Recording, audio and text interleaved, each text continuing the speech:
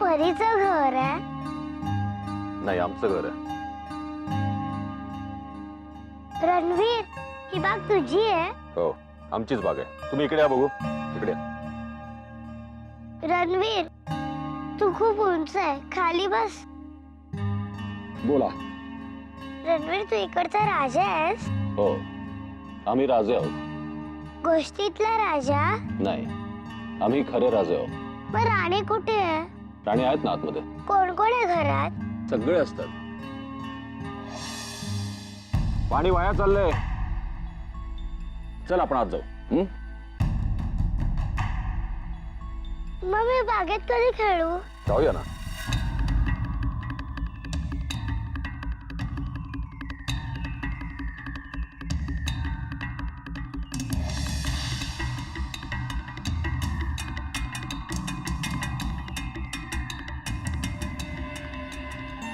तुझं घर माझ्या घरापेक्षा पण खूप खूप मोठं आहे. खंडू, जनी, अरे खंडू. जनी या. माझं नाव बनी. हा रणवीर. तू कोण? माझं नाव जनी. आजपासून या तुमच्या सोबत राहतील सर्वंट क्वार्टर्स मध्ये. जी. खंडू, आम्ही स्टडी रूम मध्ये आहोत. आमच्याकरता ज्यूस घेऊन या.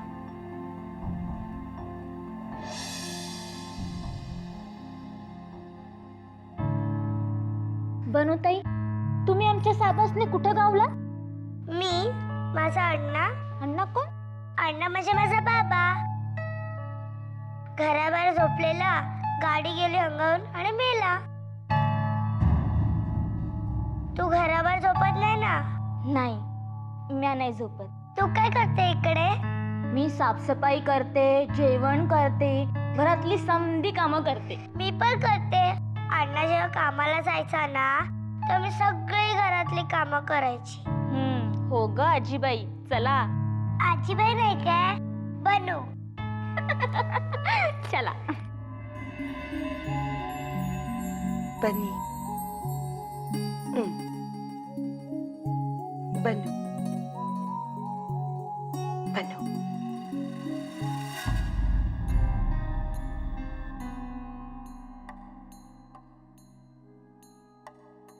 देवयानी, देवयानी, अगं काय झालं काय तुला?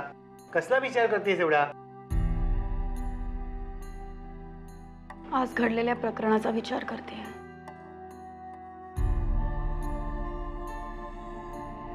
दादू नाहीयेत हे लक्षात घेऊन राजेश शिर्के किती मोठी चाल खेळलेत पाहिलत ना. तरी जाताना दादू मला बजावून गेले होते, राजेश शिर्क्यांच्या बाबतीत अलर्ट राहा. शाळा पाडण्यासाठी ते कोणत्या थराला जाऊ शकतात याची ही सुरुवात आहे. आता फक्त दादू लवकर परत यायला हवे. नको एवढा विचार करूस. अगं वर्गावर जायची वेळ झालीये. वर्गात गेलीस ना की बरं वाटेल तुला. आणि मुलं सुद्धा वाट पाहत असतील तुझी.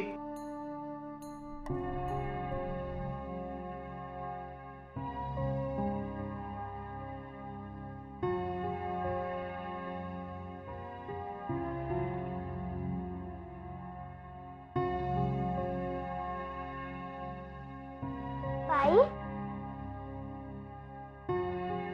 चंदा, तू काय करतेस इकडे?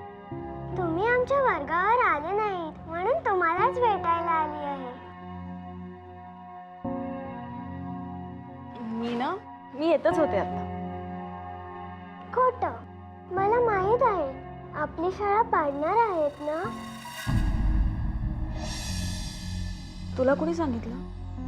माझ्या बाजूला अंकिता बसते ना, तिने मला सांगितलं. तू लक्ष नको देऊस अंकिताकडे. हा, पण आपली शाळा का पाडणार आहे रणवीर राजे शिर्के? त्यांना सांगा ना आमची शाळा पाडू नका. कारण की चंदा आताच नेहमी शाळेत यायला लागली आहे. इथून पुढे चंदा कधीच शाळेत गैरहजर नाही राहणार. खिशातून चॉकलेटही नाही आणणार. पण शाळा पाडू नका, नाहीतर आई मला सगळी घरातली कामं परत करायला लावेल.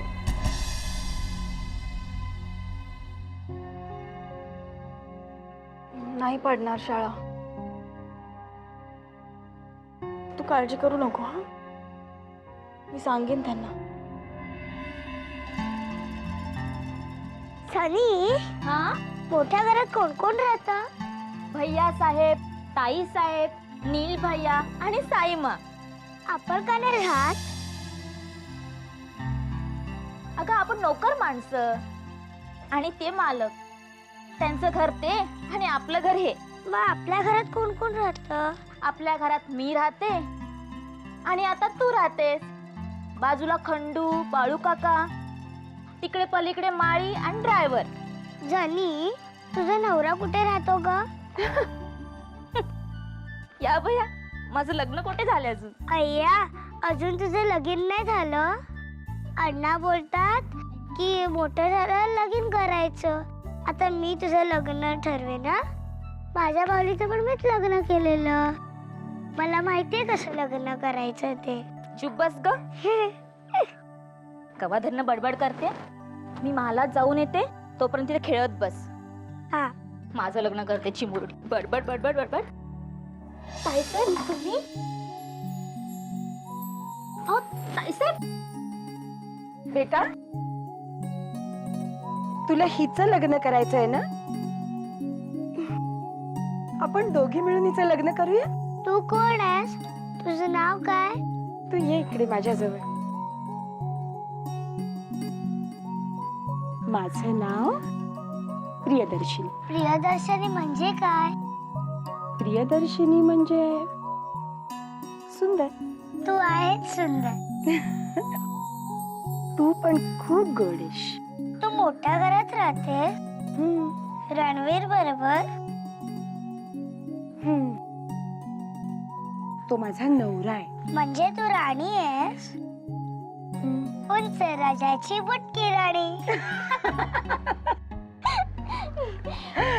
देवा, पोरगी आहे की गिरणीचा पट्टा. आल्यापासून नुसते प्रश्न विचारून येडं करून टाकलंय. सगळी कामं राहिली माझी. घाबरू नकोस आणि तू. मी सगळी कामं करेन. मला माहिती आहे कशी कामं करायची. पाहिलत ना ताईसाहेब. पण बाळा, तू आता काम नाही करायचंस. तू फक्त खेळायचंस, खायचंस, मज्जा करायची, अभ्यास करायचास. कामं सगळी मोठी झाल्यावर मग. पण अण्णा म्हणायचा की मुलीला सगळी कामं आली हवी, नाहीतर लग्न झाल्यावर नवरा मारतो.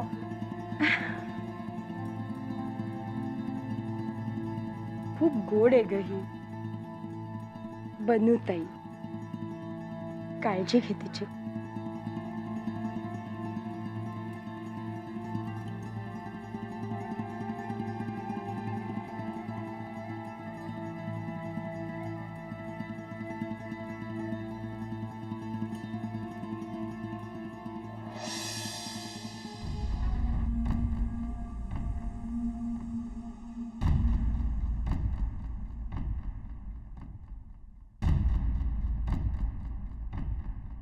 द्या, माझ्याकडे द्या.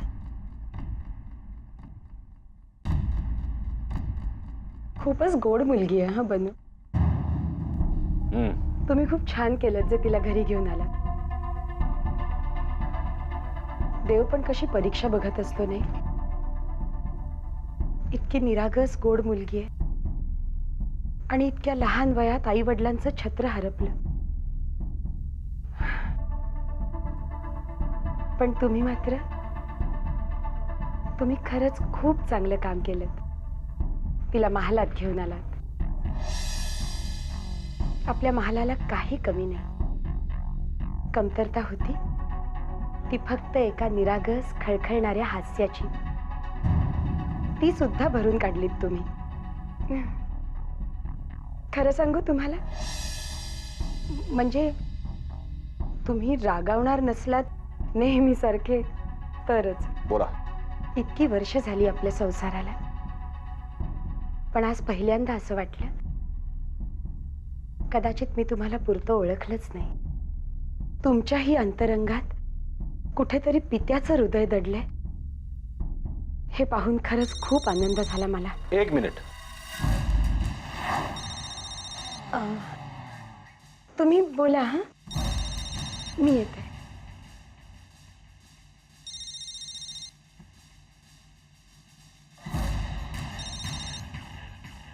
Hello. Wow, congrats to our success. माझ्यासाठी ही फक्त एक छोटीशी जबाबदारी होती, अनऑफिशियल. आपल्या माणसांचा आम्ही नेहमीच खास विचार करतो. याचा शेवट ही फक्त सुरुवात आहे एका मजेदार खेळाची.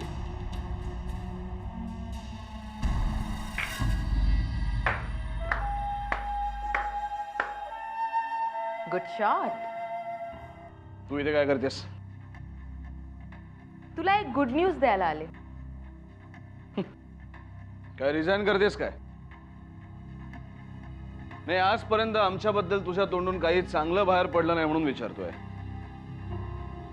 I know. पण आज जी बातमी मी तुला देणार आहे ती ऐकल्यानंतर तू मला थँक्स म्हणशील. कसली बातमी?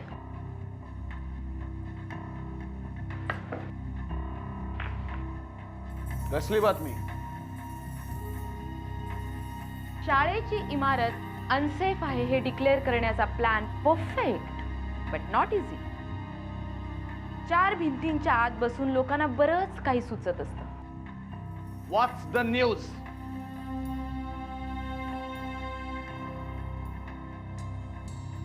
Relax Vikramaditya,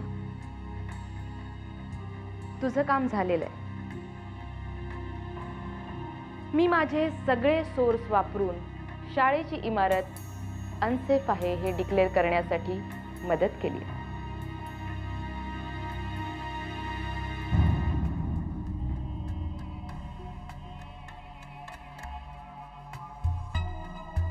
so DV. देशमुखांना शाळेची इमारत शिफ्ट करण्या वाचून आणि तुला मला थँक्स म्हणण्या वाचून दुसरा पर्याय नाही.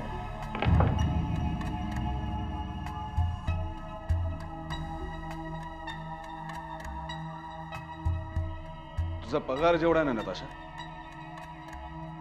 त्यापेक्षा सुद्धा जास्त किंमत आमच्या थँक्सची आहे. आत्ताच्या आत्ता मला सगळ्या आर्किटेक्ट टीमला भेटायचं राईट नाव. 1 तासाच्या आत मला मीटिंग सुरू झालेली पाहिजे. आणि याच्यासाठी तुला जास्त प्रॅक्टिस करायला लागेल.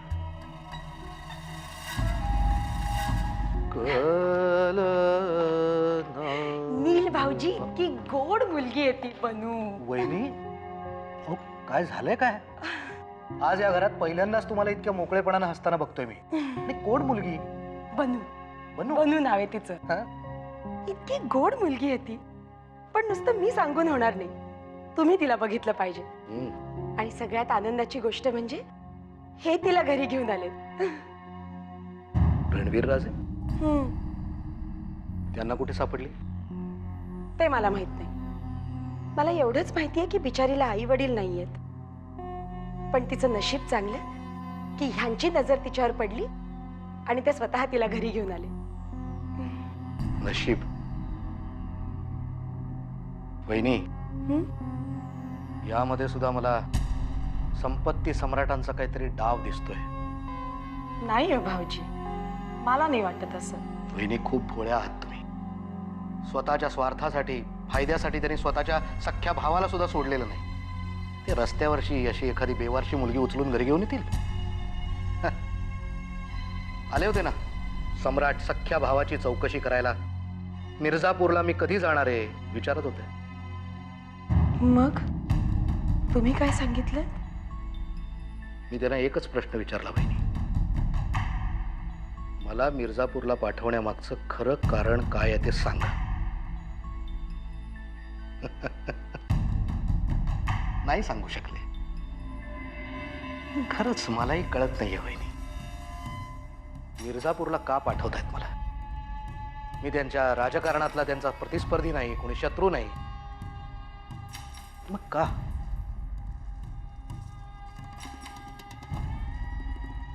मिर्झापूरला ते एकटे कसे राहतील, काय करतील, या नुसत्या विचारांनी आमच्या मनाची घालमेल होतीये. हीच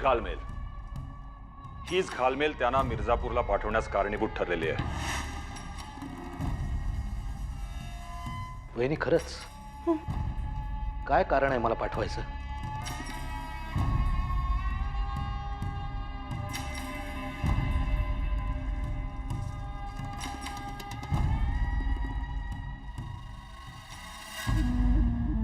बोला.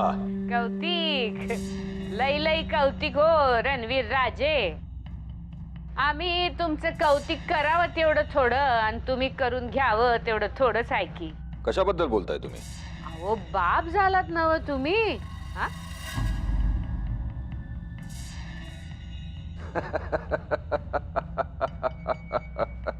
गरीब अनाथ रस्त्यावरच्या पोरीचा बाप झालात. हा? परजेचे तारणहार रणवीर राजे. वा वा वा, लई बेस झालं बघा. म्हणजे कसं झालं, आता पिर्याबाईंसाठी खेळण्या परीस खेळणं झालं आणि तुमचा उदो उदो झाला तो वेगळाच. काय मंगलाताई, राजकारणातले हे छोटे छोटे धडे आम्ही तुमच्याकडूनच तर शिकतो ना. असं का? पर रणवीर राजे, आता डीव्ही सरांना धड शिकवाया जागा ठेवली की नाही? नाही म्हणजे शाळेची इमारत धोकादायक आहे म्हणून विचारलं. रणवीर, लोक म्हणतात राजकारण म्हणजे बुद्धिबळाचा खेळ, पण नाही, आम्ही म्हणतो राजकारण म्हणजे सापशिडीचा खेळ आहे. कसं आहे, फास बराबर पडलं की चढताय की वरची शिडी आणि नाहीतर जाताय सापाची तोंडी.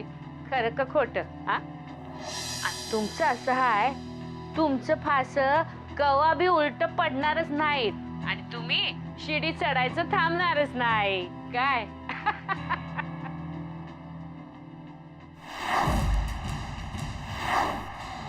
नेहमीच आहे त्याच. हा दाम्या जाताना कधी परत येतो ते सांगून गेलाय का? असाल काय आलं? दाम्या म्हणाले म्हणून असेल, लोकांच्यासाठी तो डीव्ही देशमुख असेल.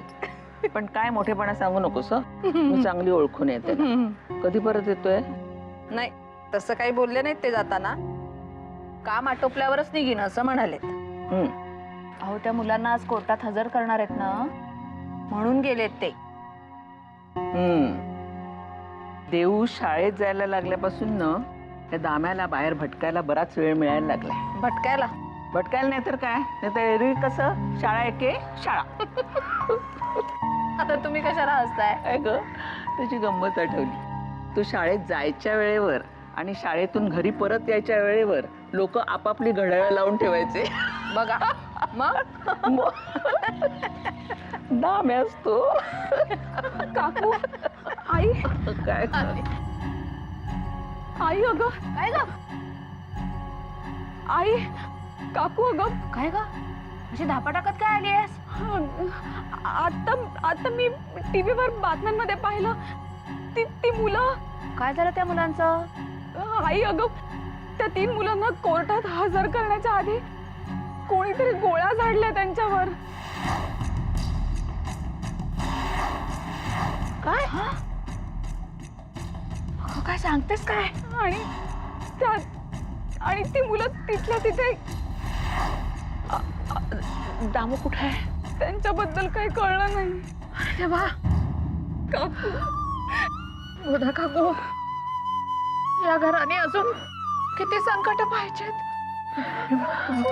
काळजी करू नकोस बाळा. दामू जिथे कुठे असेल ना तिथे सुखरूप असेल.